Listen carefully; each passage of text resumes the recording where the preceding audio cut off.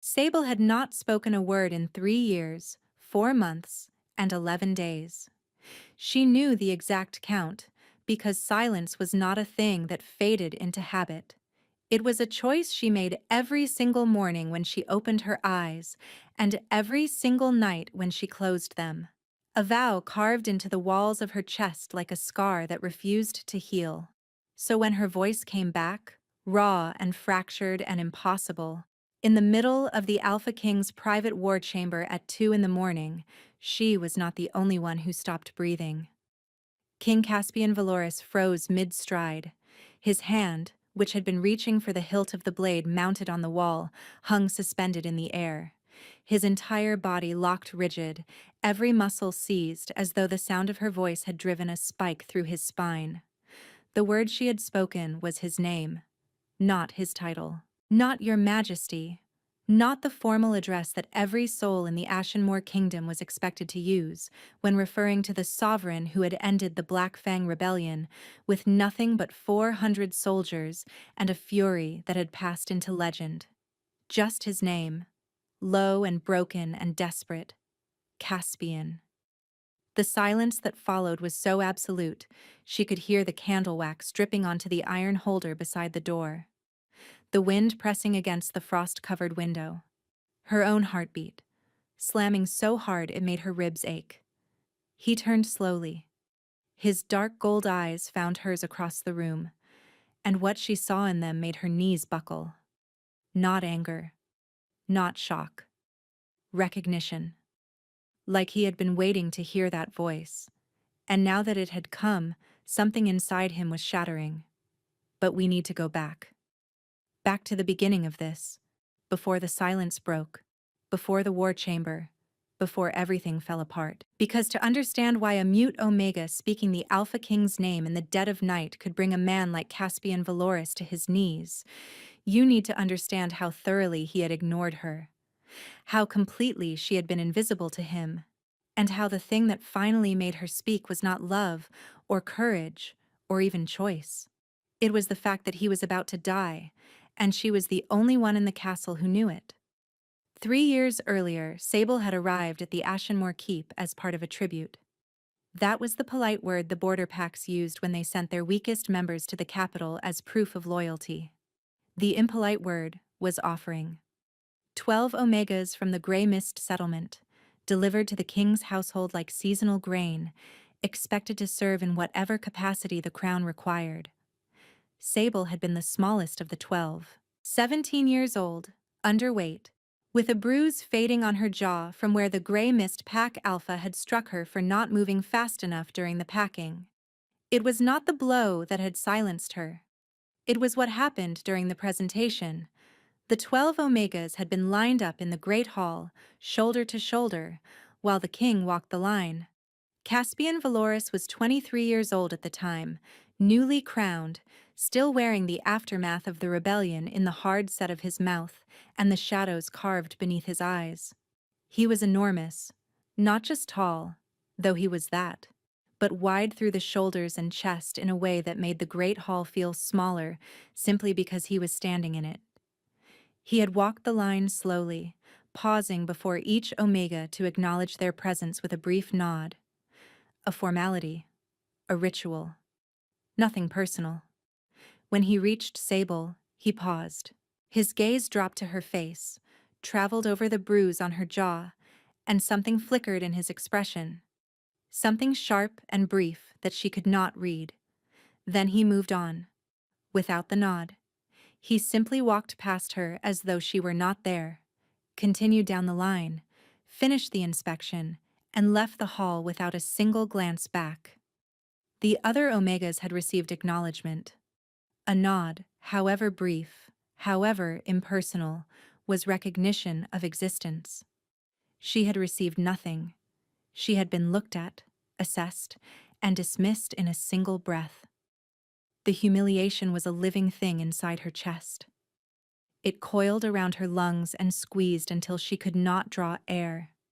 She stood in that line long after the others had been led away, staring at the door through which the king had disappeared. And she decided, in that frozen, airless moment, that if the king of Ashenmore did not think she was worth a single nod, then she would not give him a single word. Not one. Not ever. Her silence became her armor. She was assigned to the lower kitchens initially, then moved to the apothecary stores when Mistress Orena, the castle's head healer, noticed that Sable had an unusual talent for identifying herbs by smell alone. She communicated through gestures, through written notes on scraps of parchment, through the careful language of hands and eyes that the other servants learned to read over time. Some thought she was cursed. Others thought she was simple. A few, the kind ones, understood that her silence was deliberate and respected it without asking why. Mistress Orena was among the latter. She never once asked Sable to speak. She simply handed her tasks, accepted the written notes, and treated her like any other apprentice. 3 years passed.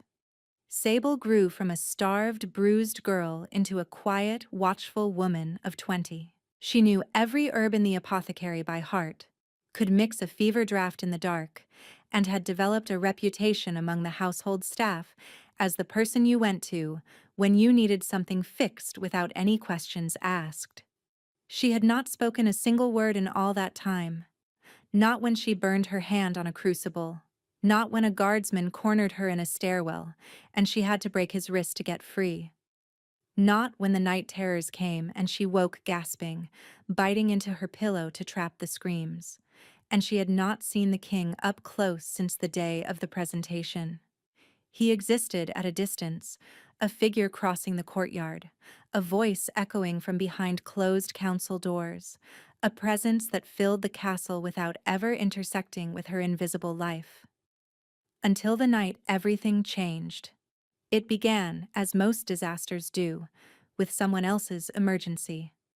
Mistress Orena had been summoned to the eastern garrison where a fever had swept through the barracks. That left Sable alone in the apothecary when Torben, the king's beta, appeared in the doorway at 9:30 in the evening. Torben was a lean, sharp-featured man with prematurely gray hair and the kind of calm that only came from spending years managing catastrophes on behalf of someone more powerful. He looked at Sable, then at the empty workroom behind her, and his jaw tightened. "Where is Mistress Orena?" he asked. Sable pointed east and held up her hand, fingers spread. 5 days. Torben closed his eyes briefly, the gesture of a man whose contingency plan had just evaporated. "I need a healer. Now. The king's evening draft, his sleeping aid. Tonight it smells wrong. I need someone who can tell me whether it has been poisoned." Sable's chest went cold. She hesitated for exactly 1 second, then reached for her kit. She had spent years building a life in the margins, years learning to exist without being noticed, without being acknowledged, without mattering to anyone whose opinion carried weight. And now, a beta she barely knew was asking her to walk into the most heavily guarded part of the castle and examine a substance that might be a death sentence for the most powerful man in the kingdom.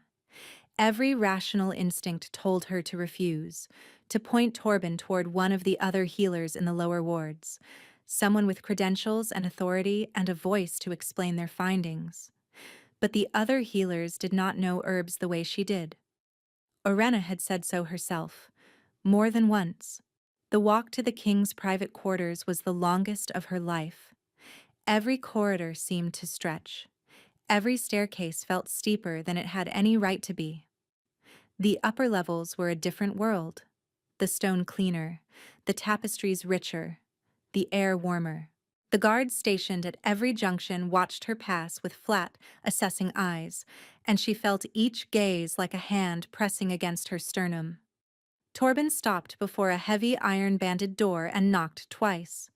There was no response from within. "He is in his war chamber," Torben said quietly. "Not his bedchamber. He will not be disturbed. You will examine the draft in the antechamber and report to me. You will not enter the war chamber. You will not approach the king.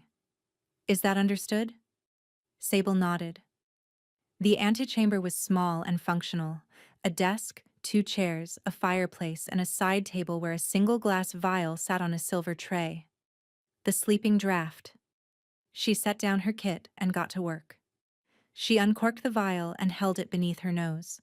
Valerian and passion flower, standard sedative herbs. Beneath that, something bitter. She dipped a glass rod into the liquid and touched it to her tongue. Metallic. Sharp. Wrong. Her stomach dropped.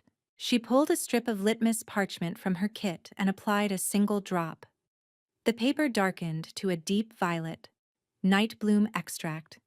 Odorless in small doses, tasteless when masked by strong herbs, and lethal within 72 hours. It did not kill immediately. It accumulated in the blood, attacking the organs slowly so that by the time the symptoms appeared, it was far too late. She tested 3 more times, using different reagents, praying she was wrong. She was not wrong. The note she scrawled for Torben was barely legible, her handwriting jagged with urgency.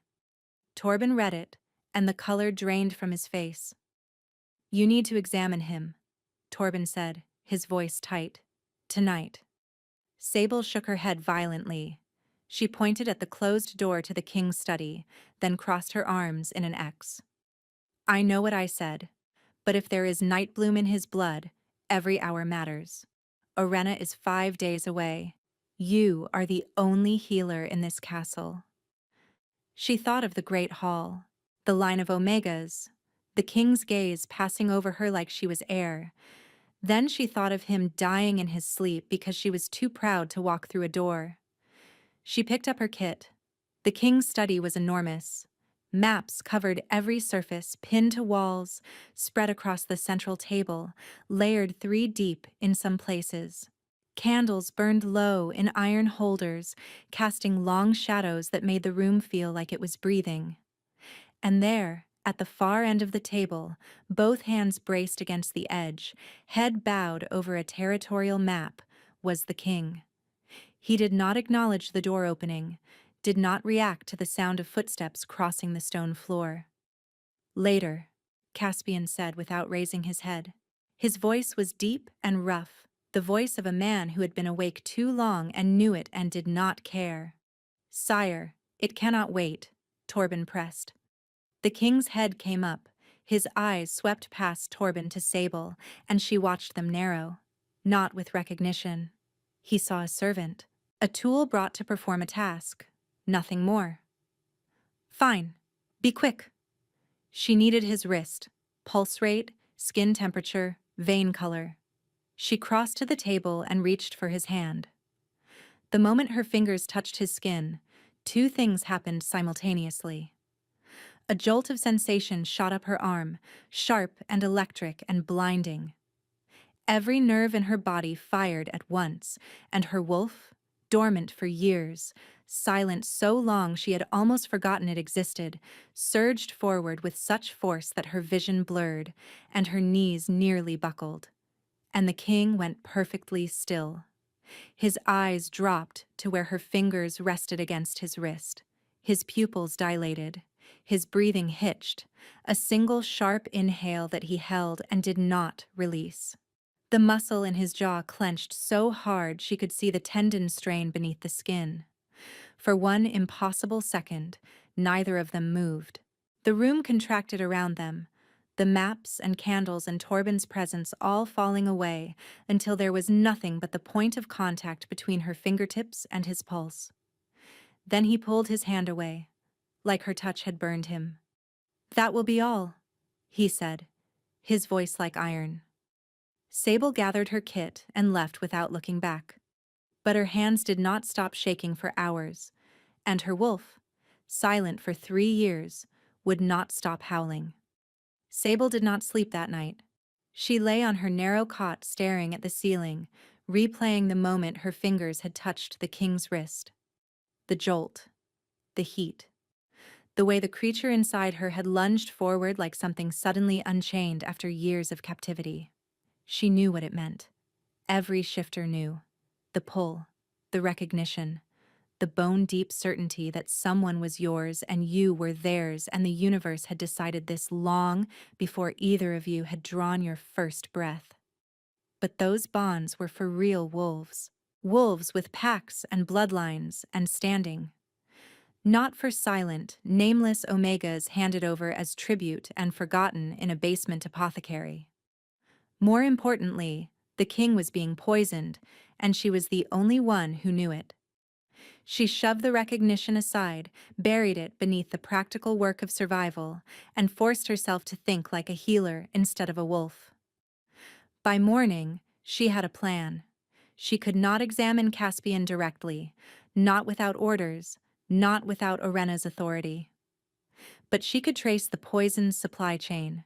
She spent the entire day cataloging every bottle, every jar, every sealed container in Orena's inventory, cross-referencing against the purchase records and the dispensary logs. It was tedious, painstaking work, the kind that made her eyes ache and her fingers cramp, but she was thorough. She was always thorough. The night bloom was not coming from the apothecary. Someone else was supplying the king's sleeping draft. Someone with access to his private quarters and the knowledge to mask the poison beneath layers of legitimate sedative herbs. Someone who understood dosage well enough to keep the accumulation just below the threshold of obvious symptoms. This was not carelessness. This was craft. She wrote everything down. The test results, the concentration estimates, the timeline of accumulation she had calculated from the single sample. The fact that someone in the king's inner household was deliberately and systematically poisoning him. She sealed the letter with wax and went to find Torben. He was gone. The day after bringing Sable to the king, he had ridden out to the eastern garrison to meet Mistress Orena personally about the barracks fever. He would return in 2 days. 2 days the king might not have. She stood in the corridor, the sealed letter in her hand, and felt panic claw at the inside of her throat. She could leave the letter with a guard. She could find another member of the household staff, someone with enough authority to act. But any member of the household could be the poisoner. Any guard could be compromised. Trust was a luxury she could not afford. There was only one person she could be certain was not poisoning the king. Past midnight. The corridors were empty, the torches burning low. The guards at the junctions recognized her from the previous night and let her pass without challenge. She reached the iron-banded door and tried the handle. Unlocked. The antechamber was dark, the fire burned to embers, the inner door slightly ajar. The king was on the floor, not collapsed. Seated against the wall beneath the mounted weapons, knees drawn up, head tipped back against the stone. His eyes were closed. His breathing was shallow, each inhale catching slightly like something was obstructing it from the inside. In the dim light of the dying embers, the shadows beneath his eyes looked like bruises, and his skin had a grayish undertone that she recognized from the fever wards. The look of a body fighting a war it did not know it was losing, and his hands. The veins at his wrists had darkened, threading beneath his skin like black ink seeping through wet paper. The night bloom was already in his blood. Weeks of accumulation, maybe longer, masked by the exhaustion everyone attributed to the weight of the crown. The insomnia they blamed on the rebellion's aftermath. The pallor they assumed came from too many hours in a room without windows. She dropped to her knees beside him, 2 fingers to the inside of his wrist, thready pulse, too fast, irregular. His eyes opened, glazed, unfocused. Then recognition of intrusion arrived, and his hand shot out, grip crushing around her wrist. "Who sent you?" he rasped. She held up her other hand. Open and empty. No weapon. No threat. She met his eyes and held them, pouring every ounce of calm she possessed into the contact. His grip loosened, but he did not release her. "You are the healer from last night, the one who does not speak." She nodded. She withdrew the violet litmus strip from her apron and held it up. He did not know what it meant. She pressed the sealed letter into his free hand, watched his eyes move across her handwriting.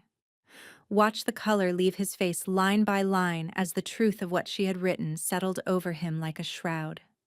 Someone in his household was poisoning him. The poison was already in his blood, and without treatment, he would be dead within the month. "How long have you known?" he whispered. She held up one finger. "One day. And you came alone, in the middle of the night, to tell me." His jaw worked. His hand, still wrapped around her wrist, trembled slightly. "What is your name?" She wrote 4 letters on a scrap of parchment and held it up. He read them.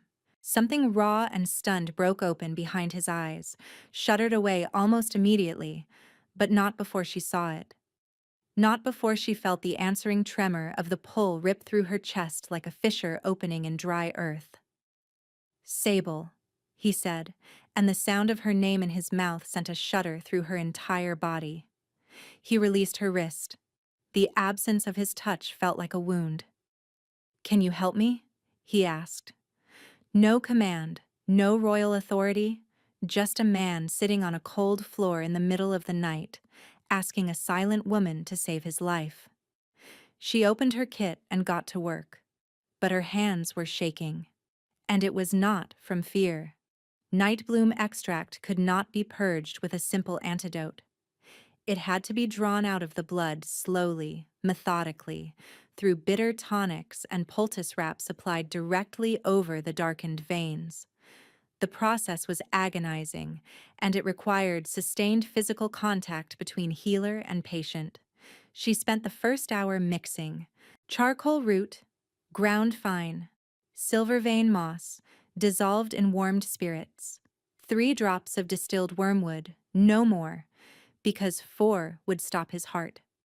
He drank the tonic without complaint despite a bitterness that could make a grown man gag. He merely grimaced, set the cup down, and waited for whatever came next.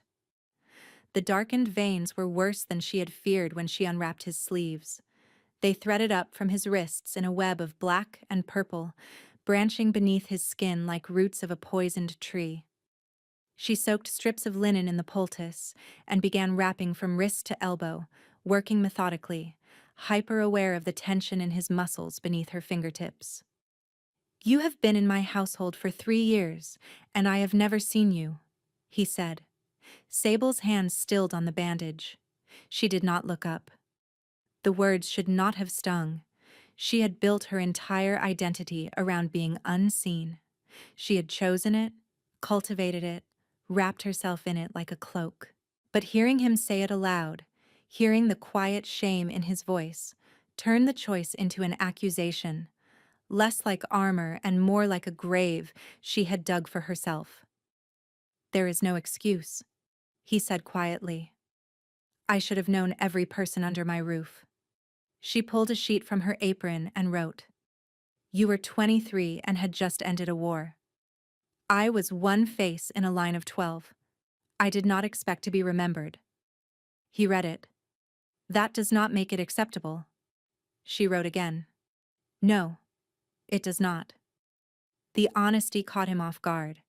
He studied her with a look that might have been respect, grudging and new and uncertain, like a man encountering a species of animal he had not known existed. A pattern formed over the nights that followed. She arrived after midnight, mixed the tonic fresh, adjusted the poultice concentrations based on the changing color of his veins, and spent an hour in careful silence treating the king while he sat on the floor because he refused to be seen in a position of weakness anywhere a servant might chance upon him. He talked. She had not expected that. On the second night, he asked how she had identified the night bloom, and she wrote her explanation across 3 sheets that he read every word of, asking questions with the precision of a man accustomed to evaluating intelligence reports. On the third night, he asked about the apothecary, about Orena, about the herbs she worked with most and why she preferred certain preparations over others. He listened to her written answers with a focus that she found almost unbearable, because no one had ever been that interested in what she had to say. Or, more accurately, what she had to write. On the fourth, He told her about the Black Fang Rebellion. Not the clean, strategic version the court knew, the real one. The mud and the fear and the young soldiers who did not come home, while he made decisions from a command tent that smelled like wet canvas and dread. He told her about Maren, a healer from the northern settlement who had tended the wounded during the siege. She had been killed by a stray mortar round on the last day of fighting, hours before the ceasefire. He said her name the way you say the name of a wound that never fully closed. Sable listened with her hands on his forearm, applying fresh poultice, and did not write a response. She simply looked at him when he finished, and whatever he saw in her expression made him exhale slowly, like releasing a breath held for years. Most people fill silence with noise, he said. You fill it with presence. She wrote, you fill silence with wars. That is also different. He made a sound that was almost, not quite, a laugh, the ghost of one. The scaffolding where a laugh might eventually be built. She found herself looking forward to the walk through the darkened corridors, found herself mixing the tonics faster so there would be more time for the conversations that happened while she worked. Found herself memorizing the way his voice dropped lower when he said something honest, as though truth required a different register than command. This was dangerous. She knew it was dangerous. But knowing did not stop her from counting the hours until midnight. On the 5th night, the veins had begun to lighten. The poison was receding. She was tying off the final bandage when his hand closed over hers. Not a reflex, a deliberate, conscious choice. His fingers curled around hers, warm and rough and steady. Thank you, he said, and the weight behind it was enormous. Not gratitude for the treatment, gratitude for showing up, for being there night after night and treating him like he was human rather than a crown with a body attached. She wanted to write something back. She wanted to tell him that she had not done it for duty or for obligation or because Torben had asked. She had done it because somewhere between the 2nd night and the 5th, the king had stopped being a symbol and had become a man, and the man was someone she could not walk away from. She slipped her hand free gently, packed her kit, and left. In the corridor, she pressed her back against the wall and closed her eyes. The creature inside her was keening, throwing itself against the cage of her ribs with a desperation that bordered on violence. He was the king. She was an invisible omega who communicated through scraps of paper. Whatever the connection wanted to tell her, it did not change the fundamental mathematics of who they were. But the mathematics were getting harder to believe. On the 7th night, Torben returned. He took in the scene, Sable kneeling on the stone, the king seated against the wall with bandaged forearms, the scattered written notes covering the table, and his expression went cold. You trusted a mute kitchen servant with this instead of waiting for me? Torben said. She is an apothecary apprentice, not a kitchen servant, Caspian corrected, and there was an edge in his voice that had not been there before. And she walked into my private quarters alone at 2 a.m. to tell me someone was trying to kill me. That requires either remarkable courage or remarkable stupidity, and her treatment suggests the former. Torben read through Sable's notes in silence. Page after page of observations, measurements, concentration calculations. When he finished, the coldness was gone, replaced by something she had not expected. Respect. This is exceptional work, Torben said quietly, looking at her. The concentration analysis alone is beyond what most trained healers could produce. Sable stared at her hands. She cannot stay invisible, Torben told the king. If the poisoner discovers she has been treating you, they will accelerate their timeline or vanish entirely. Either outcome is catastrophic. We need to legitimize her presence. Give her a reason to be near you that no one will question. What are you suggesting? Caspian asked. Assign her as your personal physician. She is an apprentice. She is the only person who identified a poison that your entire medical staff missed for months, Torben said. Apprentice or not, she is the most qualified healer in this castle right now. Caspian looked at Sable. Would you accept? The question stunned her. He was asking, not commanding, not issuing a royal decree, not even framing it as a suggestion disguised as an order, the way powerful men usually did when they wanted compliance without the discomfort of appearing forceful. He was looking at her with those dark gold eyes and genuinely, actually asking a tribute Omega whether she was willing to take on a role at the center of the most dangerous secret in the kingdom.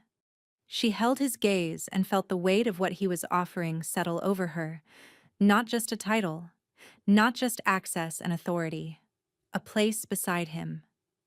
A reason to stay in the upper levels, in the warmth, in the orbit of a man whose presence made every nerve in her body sing. She wrote carefully on fresh parchment. I will accept on one condition. You stop sleeping on the floor. You have a bed. Use it. Torben made a sound that might have been a choked laugh. The king shot him a look that could have stripped paint from a wall. Overnight, Sable went from invisible to indispensable. She was given quarters adjacent to the king's chambers, a small room with a narrow bed and a window that overlooked the inner courtyard. The first night she spent there, she lay awake listening to the unfamiliar sounds of the upper levels, the guards changing shifts, the distant murmur of servants in the corridor. And through the wall, faint but unmistakable, the restless movement of a man who could not sleep. She pressed her hand against the stone and felt the cold seep into her palm, and something inside her ached with a tenderness she had no name for. Unrestricted access to the apothecary stores followed, a seal bearing the king's mark that would grant her passage through any door at any hour. Permission to requisition supplies without approval from the household steward, whoever would eventually replace Hadrian. And proximity. Constant, devastating proximity. The treatments moved from the king's study to his private sitting room. The shift brought a change in atmosphere that she had not anticipated. The study had been neutral ground, functional and impersonal. His sitting room was something else entirely.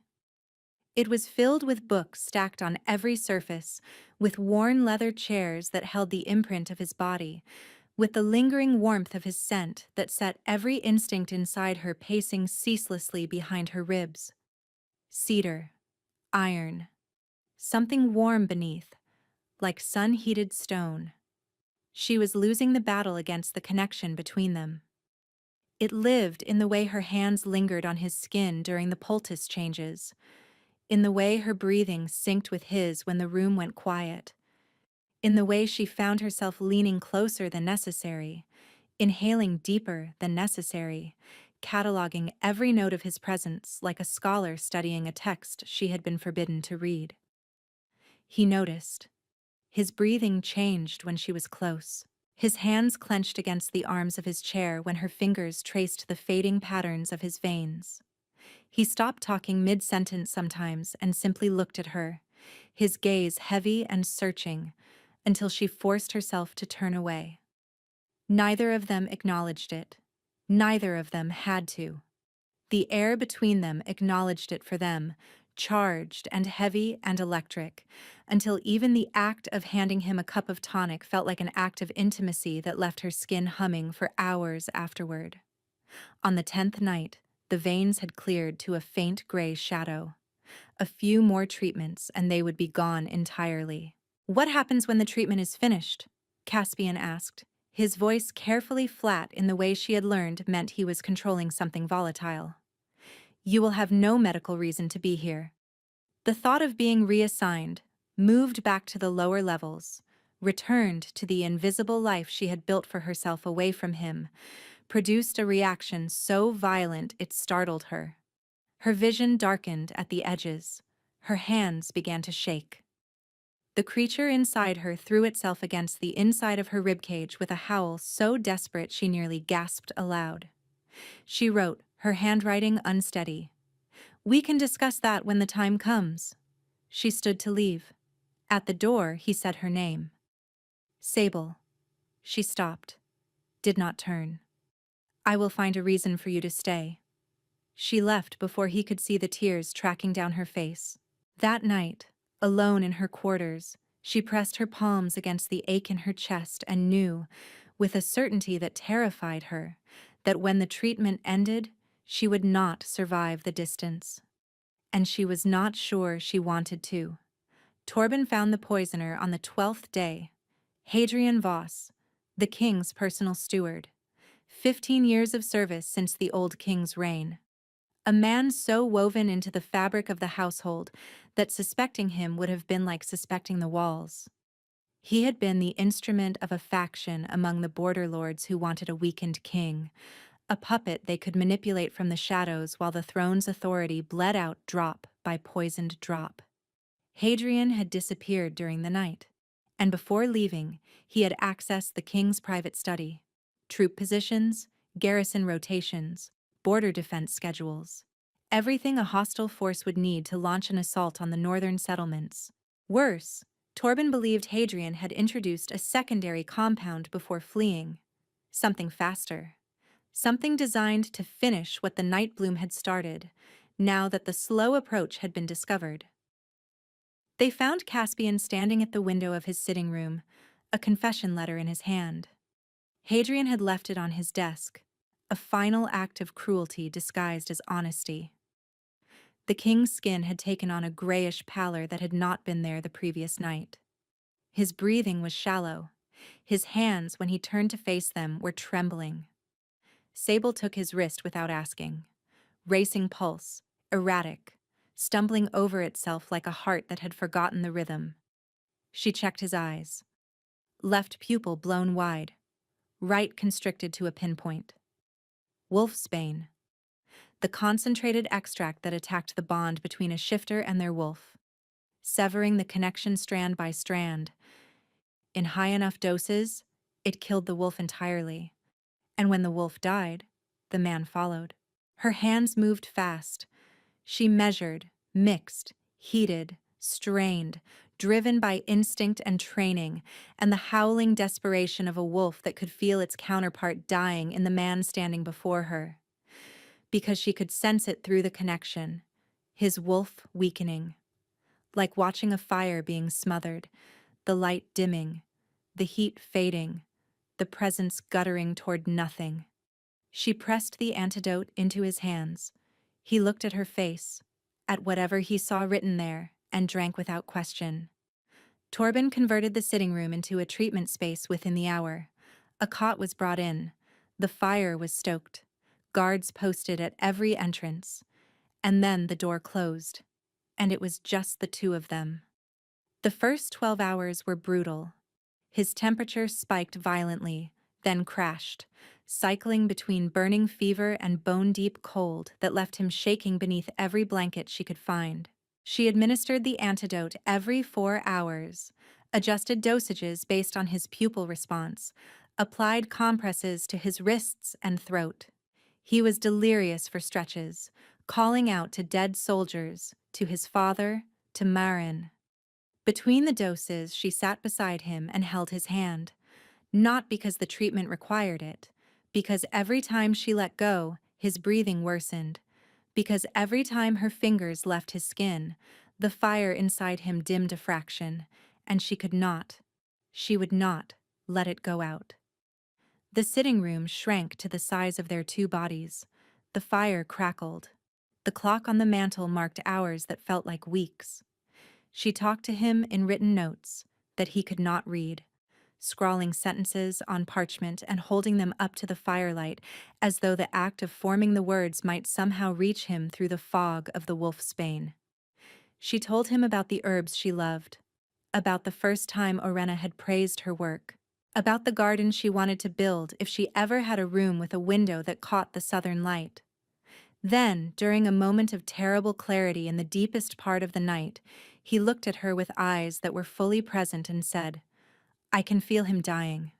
My wolf. He is dying, and I cannot reach him." Sable took his hand, held it tight. Her wolf surged forward, not pacing now but blazing with something fiercer, something protective and savage that she had not known lived inside her. It pressed across the distance between them, reaching for his flickering wolf like a hand plunging into dark water to pull someone drowning to the surface. Caspian gasped. His body arched. A sound tore from his throat that was not human, not wolf, but something between. Then he collapsed, his head falling forward against her shoulder, trembling violently. But the fire inside him steadied. The flickering stopped. She held him, pressed her face into his hair, and let her wolf pour everything it had into the fragile thread connecting them. When he finally pulled back, his eyes were clearer. He looked at her for a long time, and she watched him decide something. "You are my mate," he said, not a question. A statement delivered with the quiet devastation of a man who had known the truth for days and had been trying to pretend otherwise. "I have known since the moment you touched my wrist. I said nothing because you deserve better than a king with poisoned blood and a dying wolf, and a castle full of people trying to destroy him." Sable's vision blurred. She blinked hard, but the wetness spilled over anyway, tracking hot lines down her cheeks. She did not wipe them away. "I cannot ask you to stay," he said. "Not for this. Not for me." She wrote one sentence on the parchment beside the cot, pressing so hard the pen nearly tore through the paper. "You do not get to decide what I deserve." The sound he made was not a laugh and not a sob. It was something in between, wrenched from a place so deep it seemed to surprise even him. She took his hand, laced her fingers through his, and did not let go. Outside, the first gray light of dawn was pressing against the windows. Inside, the fire that was his wolf burned a fraction brighter. And Sable held on, because letting go was no longer something she knew how to do. The crisis broke on the second day. His fever cleared by mid-morning, leaving him drenched in sweat and weak enough that he could not lift his own head from the pillow. Sable changed the damp linens, administered the antidote with hands that had stopped trembling only because she had forced them to, and monitored his pulse every 30 minutes until her own body began to rebel against the exhaustion. She had not slept in 36 hours. He noticed. "Sleep," he said, his voice rough but clearer than it had been since the wolfsbane hit. She wrote on the parchment beside his chair, "I need to monitor your pulse. Then sleep between the checks. The cot is right there." She stared at him. He stared back. There was a stubbornness in his expression that she recognized because she owned an identical version of it. "You cannot save me if you collapse," he said. "Rest." She wanted to argue. She wanted to write something sharp about kings who gave medical orders without medical training. But her body was betraying her. The exhaustion had seeped into her bones, turning her limbs heavy and her vision soft at the edges. She moved to the cot and lay down. "I am still here," Caspian said quietly, as though he could sense her reluctance through the thread connecting them. "I am not going anywhere." She slept. When she woke, the room was dark. The fire had burned low. The chair was empty. Panic hit her like ice water. She was on her feet before she was fully conscious, scanning the room, her heart slamming against her ribs. He was standing at the window, not slumped, not bracing himself.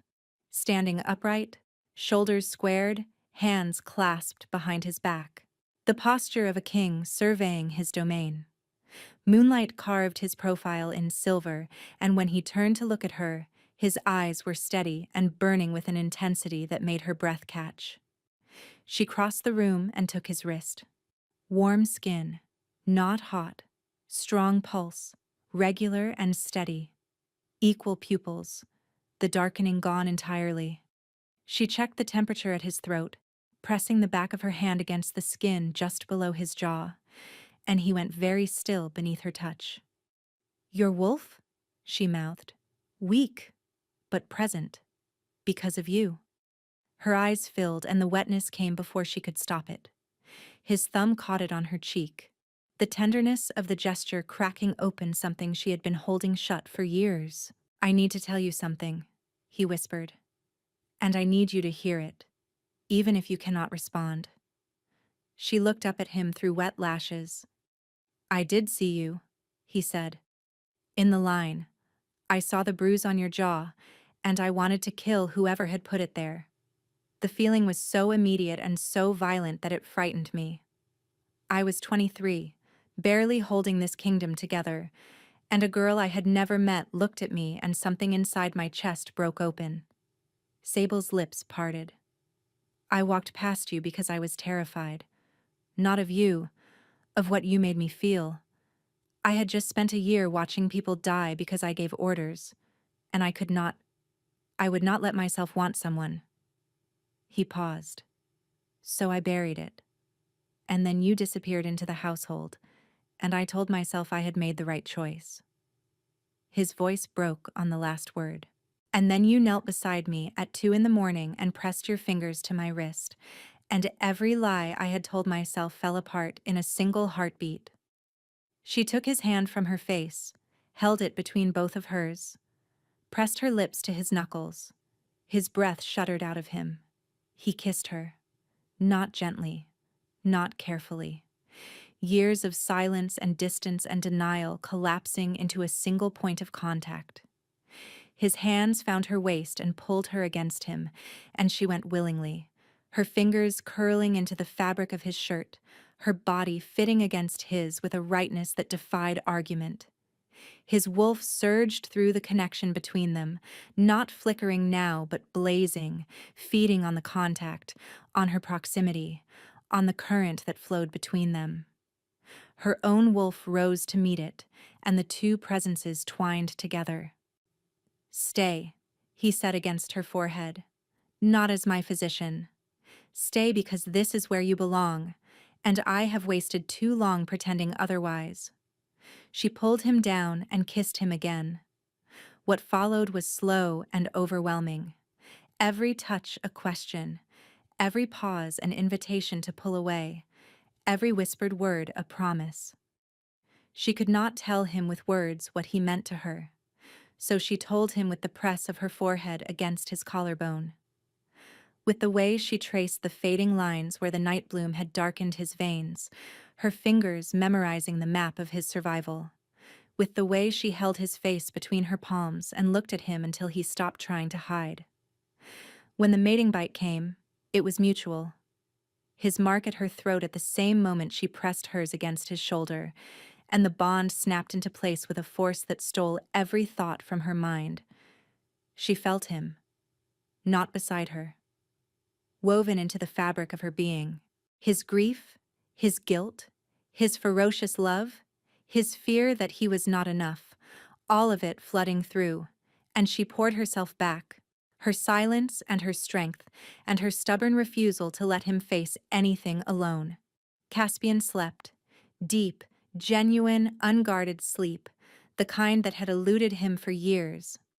Sable watched him in the moonlight and felt, for the first time in her life, like she was exactly where she was supposed to be. She closed her eyes and woke to screaming.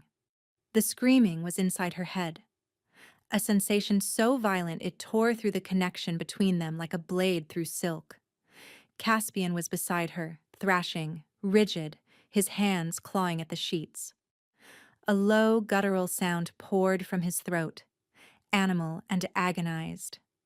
Beneath the physical reality, the mating link was flooding with images, a battlefield at dawn, scorched earth, and above it all, a presence, cold and deliberate and ancient, feeding on the anguish like a parasite attached to a wound. The wolf's bane had not just attacked his wolf. It had cracked open something deeper, something sealed behind his wolf's defenses for years. Now those defenses were weakened, and it was pouring through. She grabbed his shoulders. His eyes flew open, but they were flat, distant, filled with a darkness that had no bottom. "Caspian." She mouthed his name, gripping his face. "Come back. Come back to me." He stared through her. She closed her eyes and did something she had never done before. She followed the bond inward. The darkness swallowed her. She was standing on a battlefield. Churned earth, fallen soldiers, a sky the color of a bruise. Caspian stood at the center, younger, wearing armor stained dark. Around him, in a vast and terrible circle, stood the dead. Hundreds of them. Soldiers in torn uniforms, civilians, wolves frozen mid-shift, caught between forms. Silent, watching, reflecting nothing. Before him stood a woman. Small, old, white hair tangled and wild. Her mouth moved constantly, shaping a poisonous murmur that thrummed through the ground. The witch, the source. Not a single curse thrown in battle, but a living thing rooted in his guilt, fed by his grief, growing stronger every day he refused to forgive himself. The wolfsbane had simply blown the door wide enough for Sable to finally see what had been eating him alive for years. "You carry the dead," the witch's voice rasped from everywhere at once. "A king who kills must carry his dead. Put them down, and you become the monster they believe you are." He was not fighting, not resisting. He was standing in the middle of his own destruction and accepting it like a sentence he believed he had earned. Sable walked forward. The dead turned to watch but did not block her path. She stopped in front of him, cupped his jaw, and tilted his head until his eyes met hers. They were full of tears. "I killed them," he whispered. "I gave the orders. Some of them begged. Some were children. How do I put that down?" She looked at this man who had carried an army of ghosts inside his chest because he believed he did not deserve to set them free. And she understood that no tonic could cure this. This was not a wound of the body. This was a wound of the soul, and it required a different kind of medicine. She took his hands, placed them against her chest over her heart, and held them there. Then she opened her mouth. The sound that came out was not a word. Not yet. It was a breath that had been trapped for 3 years, 4 months and 11 days. Rising through her throat like water breaking through a dam. It hurt. It burned. It felt like swallowing glass in reverse. And then it became her voice. "You are not a monster," Sable said. The words were raw and fractured and barely above a whisper, but in the silence of that terrible field, they rang like a bell. Caspian's eyes went wide. His hands pressed harder against her chest, feeling the vibration of her voice beneath his palms. The shock on his face was total. The expression of a man witnessing something he had been told was impossible. "You are a man who was given impossible choices," she continued, her voice strengthening with every syllable, shaking but growing louder. "And you chose the ones that saved the most lives, even though the cost was unbearable. That is not cruelty. That is the burden of leading, and you have carried it alone for too long." The witch's murmuring grew harsher, pressing against Sable's words like a countercurrent. The dead shifted restlessly. The ground trembled. "I was silent because I believed my voice did not matter, because a king walked past me without a nod, and I decided that meant I was nothing. I let one moment of pain define my entire existence." She squeezed his hands. "You are doing the same thing. But you are not only the man who gave those orders. You are the man who wept for the dead, who memorized their names, who refused to sleep because forgetting them felt like a betrayal." She forced the words through the tightness in her throat, through the years of silence, through the fear. "You honored them by remembering. Now honor them by living. Let them rest. Let yourself rest." The witch screamed, tearing metal that ripped through the air and drove Sable to her knees. The dead surged forward, the circle tightening. Caspian caught her, his arms wrapped around her, shielding her with his body. And she felt the exact instant when something shifted inside him through the bond. He let go. Not of her. Of them. Of the weight. The guilt. The punishment he had been inflicting on himself night after night. The dead went still. One by one, they turned away. Soldiers first, then civilians, then wolves. They dissolved into the bruised sky like smoke from extinguished flames, their weight lifting from the air. The witch was last. Her mouth closed. The murmuring stopped. She was gone. The field dissolved. The sky cleared. The ground warmed and became solid light, warm beneath her knees like sun-baked stone. She woke in his bed, in his arms, morning sun streaming through the windows. Real sun, warm and golden. Caspian was awake, looking at her with an expression so tender it stole her breath.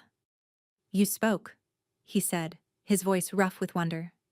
The words came easier now, still raw, still unfamiliar, but present. Real. Hers. "I did," Sable said. He kissed her forehead, her eyelids, her cheeks, the corner of her mouth. Each kiss a punctuation mark in a sentence he was writing against her skin. "Say my name," he whispered. She smiled, the first real, full, unguarded smile she had worn in years. "Caspian," she said. He closed his eyes. A tear slipped down his face. And she held him, the way she had held him through the poison and the wolfsbane and the ghosts, and the sun poured through the windows, and for the first time in either of their lives, neither of them was carrying anything alone. Healing was not a single moment. It was 1,000 small ones, each requiring its own measure of courage.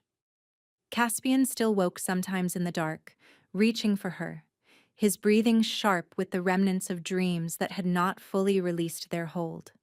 On those nights, Sable pressed herself against his chest and spoke to him. Small things, nothing profound, just the sound of a voice he had waited years to hear, filling the space where the silence used to live. Her voice came back in stages, some days strong, other days barely a whisper, and she fell back on written notes and the language of hands. Caspian learned that language too. He learned her signs, her shorthand, the particular tilt of her head that meant she was amused, and the one that meant she was about to write something that would make him laugh. He laughed more now. Not often, not loudly, but enough that the court noticed. The court noticed everything. A mute omega, a tribute from a border pack, bonded to the Alpha King. The whispers were relentless, sharp and cruel. But Caspian stood beside her at every formal function, his hand at the small of her back. When a visiting lord made a comment about the king's choice of mate within earshot, Caspian turned to him and said very quietly, "She saved my life. What have you done lately?" The lord did not make another comment. Hadrian Voss was captured at the northern border 3 weeks after his flight. The trial was swift. The conspiring border lords were stripped of their holdings. Torben oversaw the restructuring of the household with the thoroughness of a man who would never allow such a breach again. Mistress Orenna returned from the eastern garrison and found her apprentice installed in the queen's chambers. She said nothing for a very long time. Then she handed Sable a new set of healer's tools, finer than anything in the apothecary, engraved with the valorous crest. "You have earned these," Orenna said simply. Months later, on a morning like any other, Sable woke to find Caspian already awake beside her, watching her with an expression she had come to know well. "You are staring," she said, her voice soft with sleep. "I am admiring," he corrected. She smiled and closed her eyes. His arm settled around her waist, drawing her closer. Outside, the sun rose over Ashenmore Keep. Inside, the Alpha King slept peacefully beside his mate, her voice a quiet hum in the back of his mind, steady as a heartbeat, constant as breath. He had ignored her for 3 years. He would spend the rest of his life making sure she was never overlooked again. Thank you so much for listening. I will see you very soon for the next one.